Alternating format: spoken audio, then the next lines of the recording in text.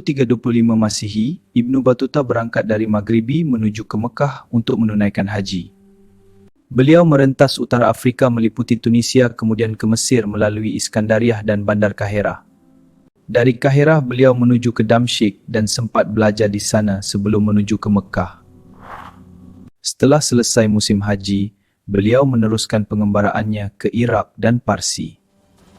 Selepas Iraq dan Parsi, beliau menunaikan haji kali kedua dan berlayar ke Timur Afrika dari Yaman. Kemudian menunaikan haji buat kali ketiga dan menuju ke Anatolia melalui Laut Mediterranean. Dari Anatolia, beliau menyeberangi Laut Hitam ke perkemahan Mongol, kemudian ke Asia Tengah menuju India.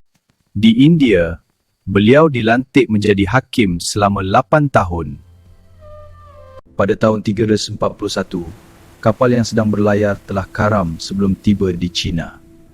Terdampar di Maldives dan berkhidmat sebagai hakim di situ. Pada tahun 344, beliau melawat Adam Peak di Sri Lanka dan singgah di Sumatera sebelum ke China. Di China, pada tahun 345 Masihi, beliau menemui pelbagai keajaiban.